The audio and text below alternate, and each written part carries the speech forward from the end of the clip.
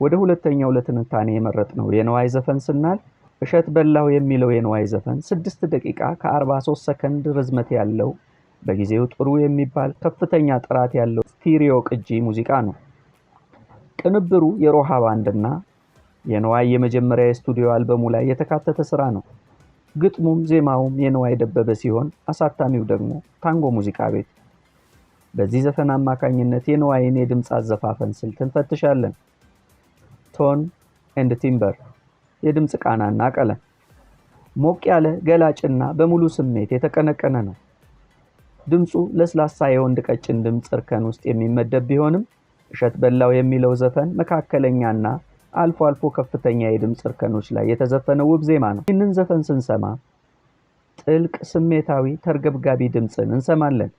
በይበልጥ ደግሞ ለአፍታ አንድ ኖቶች ላይ የሚቆዩ ድምጾች ላይ ፒች ኮንትሮል ኤንድ ሬንጅ ፒች ቁጥጥርና የድምጽ ወሰን በዚህ ዘፈን ጠንካራ የፒች አጠባበቅን ከግልጽ የኖቶች ሽግግር ጋር አሳይቶናል።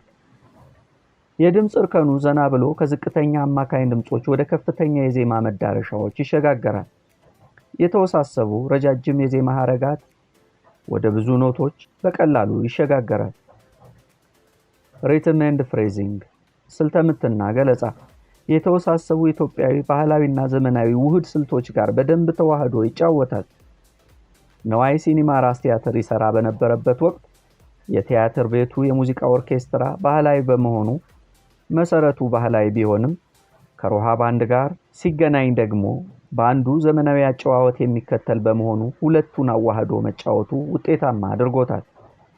የዜማ ሐረጋትን የሚገልጽበት መንገድ ግጥማዊና ለጆሮ ተስማሚ ነው።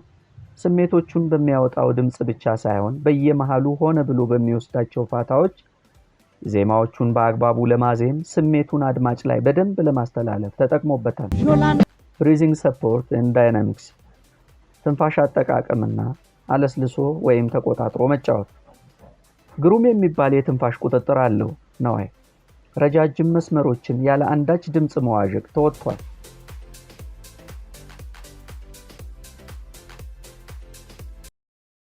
ማጠቃለያ